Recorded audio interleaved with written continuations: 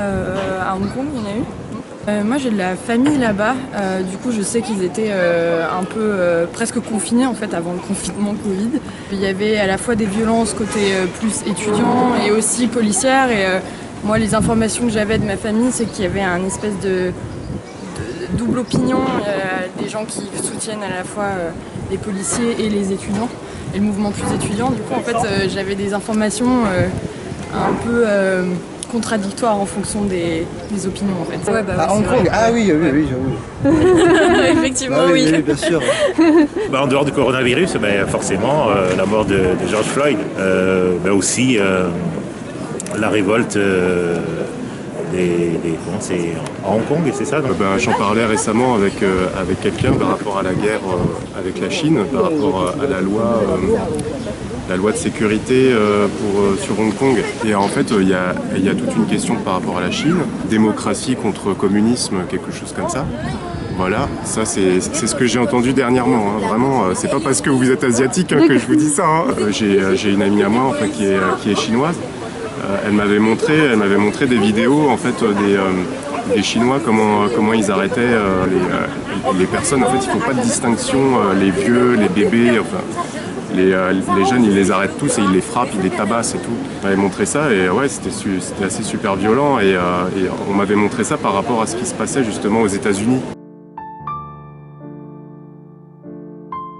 Je sais que c'est parti d'une loi qui permet d'expatriation de Hong Kong vers la Chine.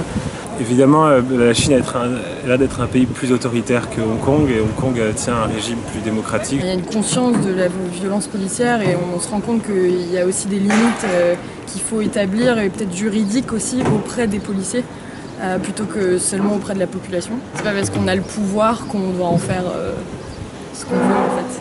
Je pense que c'est important d'avoir des policiers qui sont protégés eux-mêmes puisque forcément ils ont un travail qui est particulier, difficile, mais ça donne pas le droit de taper sur n'importe qui, n'importe comment. Le peuple a aussi le droit de s'exprimer, d'être dans la rue, de dire ce qu'il pense de manière pacifique sans se faire opprimer de manière physique en plus par la police. Ce que je sais du sujet, c'est que la Chine à un moment donné a voulu réduire l'indépendance, enfin pris quelques prérogatives pour réduire l'indépendance de Hong Kong. Et du coup, le peuple n'a pas suivi, n'a pas voulu de cette reprise des choses en un de la Chine. Donc du coup, les gens sont révoltés parce qu'ils ne veulent pas vivre sous la loi rigide et stricte du gouvernement chinois. Historiquement, on va dire que Hong Kong est chinoise. Mais je serai habitant de Hong Kong, je prendrai mon passeport et je partirai. Parce que cette ville reviendra à la Chine, c'est sûr. C'est vrai que Hong Kong était très particulier. Hein. Moi, personnellement, je peux comprendre que la Chine veut récupérer la ville. Et je comprends aussi que les habitants ne sont pas chinois, je veux dire. Hein. Hong Kong ne pèsera pas beaucoup contre la Chine. Et les pays occidentaux, c'est pas leur problème. Ouais, ils ont confiné les gens, ils voulaient pas qu'ils sortent, et puis ils n'hésitaient pas à frapper et à enlever les gens aussi, à les arrêter sur leur domicile parce qu'ils ont participé juste à une manifestation. C'est sûr, c'est pas les mêmes droits de l'homme. J'ai entendu dire que la Chine, que Pékin, elle prend de plus en plus de pouvoir sur Hong Kong. Oui, ils essayent peut-être de réprimer toute insurrection, toute rébellion des Hongkongais. Moi je trouve ça préoccupant ce qui s'est passé aussi par rapport à Hong Kong. Tu vas avoir le droit, ça va faire un régime totalitaire quoi.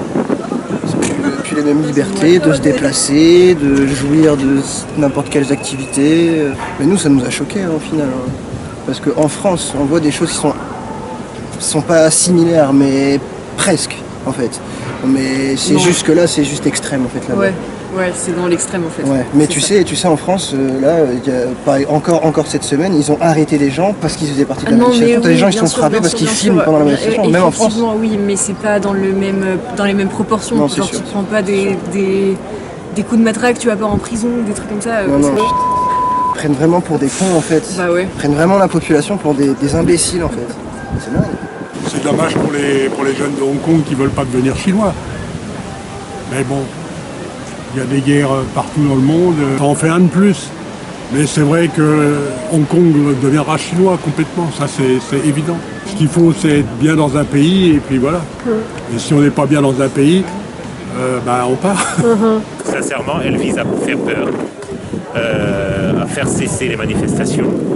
Mais à mon avis, quand on n'a pas peur de mourir, quand on n'a pas peur d'aller en prison, quand on n'a pas peur de recevoir des coups, ce que fait le peuple à Hong Kong en ce moment, si la Chine persiste ou alors tient sa logique jusqu'au bout, ils vont avoir de gros soucis sur le plan international et d'autres puissances vont devoir s'exprimer et la condamner sérieusement. Et en ce moment, ça ne doit pas aider l'image de la Chine. Ah oui, aussi. Ah oui, donc il n'y a même plus d'histoire. Il n'y a même plus, pour la jeune génération, ils sont complètement perdus, ils ne savent même pas ce qui se passe. Et donc c'est laisser en fait la population dans l'ignorance au fur et à mesure.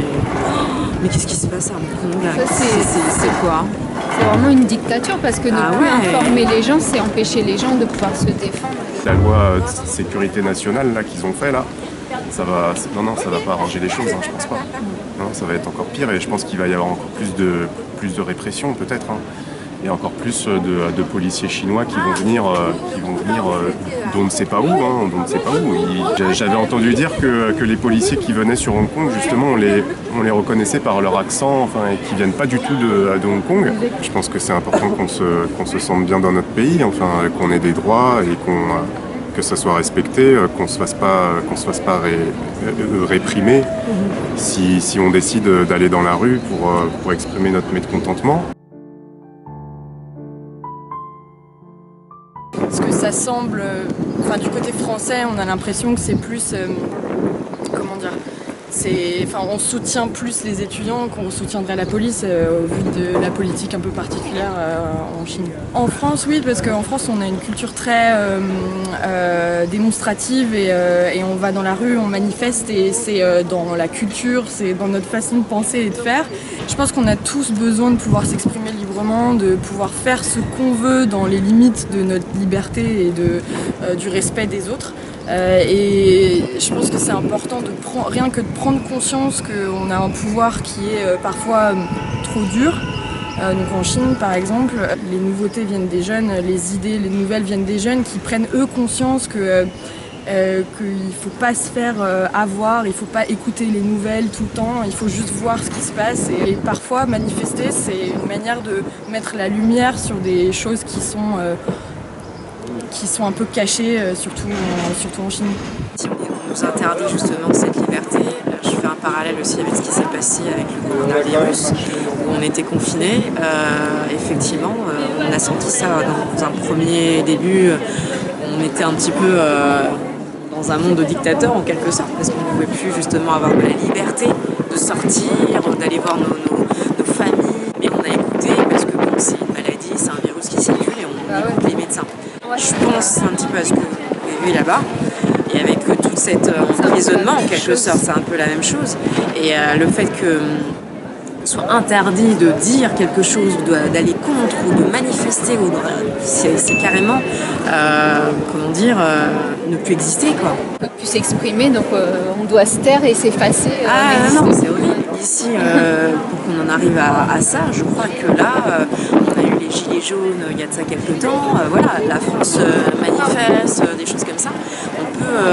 On ne supporterait pas qu'on supprime cette liberté. Si les Hongkongais ne sont pas soumis au régime communiste et que leur régime il leur convient comme ça, leur régime démocratique, il faut pas qu'ils lâchent l'affaire, hein, faut qu'ils se battent pour leurs droits. Hein. Mais je ne sais pas comment ça va se passer parce qu'en même temps, vous avez la guerre avec les États-Unis. La Chine va imploser intérieurement à cause des États-Unis. Est-ce que ça va encore empirer les choses? Est-ce que la destruction du régime communiste, ça va arranger les choses? Et est-ce que la Chine va garder sa grosse influence au niveau de l'Asie? Ça, c'est la question qu'on peut se poser. Est-ce que l'indépendance de Hong Kong, ça va suffire face à la Chine? Vous qui êtes taïwanaise, comment Taïwan ils vont réagir à ça? Est-ce qu'ils vont s'associer avec Hong Kong? Politiquement, c'est une forme d'ingérence En même temps, l'Europe peut s'exprimer, mais pas trop fortement économiquement. L'Europe est très dépendante des usines chinoises. Donc, faire ça entendre sa voix, dire ne pas être d'accord, mais pas le dire trop fort. L'Europe doit faire quelque chose, forcément, parce que c'est sur... on parle des droits de l'homme. Et il y a tellement de valeurs derrière, il y a tellement de principes, il y a tellement... Et c'est sur, des valeurs universelles aussi, en quelque sorte. Donc c'est un peu dommage qu'il y a des grandes puissances comme les États-Unis. Et là, l'Europe aussi est en train de s'agrandir, est en train de plutôt devenir une force. Et donc, elle pourrait faire quelque chose aussi. Pour les pays, justement, où il y a des choses difficiles. Elle pourrait. Maintenant, est-ce que c'est leur priorité? Voilà, ça, je sais pas. J'imagine qu'ils font déjà beaucoup pour essayer de... Ils sont dans un peu une sorte de diplomatie, des droits de l'homme, mais après j'imagine qu'il y a aussi beaucoup d'enjeux économiques qui les poussent un peu à ne pas aller trop loin et à ne pas chercher la confrontation avec un aussi gros client et fournisseur que la Chine. Ouais, est-ce que l'Europe devrait en faire plus? Certainement, c'est la question du Xinjiang, parce qu'on l'entend très peu. Enfin, la Xinjiang, les droits de l'homme devraient être plus présents dans le discours de l'Europe en ce qui concerne la Chine. Déjà qu'en Europe, il faut déjà qu'ils se gèrent déjà eux-mêmes. Hein. Non mais franchement, voilà, hein, c'est bien mieux à Taïwan. Hein, c'est bien mieux à Taïwan. La dernière fois que j'y suis allé, franchement, c'est quand même... Ouais, j'y suis déjà allé une fois. Je traînais à côté de la tour 101. J'avais vraiment été bien accueilli. Hein. Dès l'arrivée à l'aéroport, franchement, c'était super. Tout le monde était vraiment super sympa. Ouais. On vous soutient. Il faut se battre pour sa liberté. Il faut avoir du courage, ils en ont, et c'est tant mieux. Voilà. Je ne suis pas sûr que si j'avais été hongkongais, je aurais fait des manifestations. Et ceux qui le font, c'est des gens très courageux et ils ont raison. Tenez bon, défendez vos libertés jusqu'au bout. Moi, je pense qu'ils ont totalement raison de se battre pour leur combat, que ce soit les Ouïghours et les Hongkongais. Il faut vraiment continuer. Hein. On est des êtres humains et il faut qu'on se batte pour nos droits. Voilà, hein, vraiment pour les droits de l'homme. Qu'on n'a pas à se faire traiter comme des chiens, à se faire tabasser comme ça. Vous avez chacun votre identité et il faut vraiment se battre pour votre identité. Moi, je souhaite beaucoup de courage.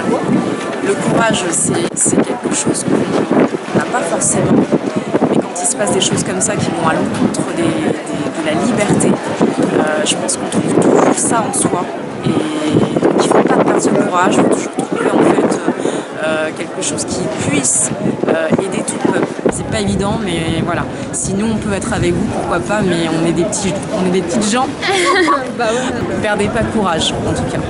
Mais en tout cas, c'est l'union qui fait la force. Donc plus il y aura deux mondes qui se réunira pour se battre. Exactement. C'est comme ça que... Ouais. Ça c'est bien ça. Ouais. L'union qui fait la force. Ouais. Moi j'aime bien. Ouais. Bon courage, continuez à vous battre pour la liberté, c'est super important. Faites attention à vous quand même, parce qu'il faut se protéger aussi en combattant, parce que bon, je pense... Une vie, rien qu'une vie, c'est assez important. Courage, courage, on est avec vous.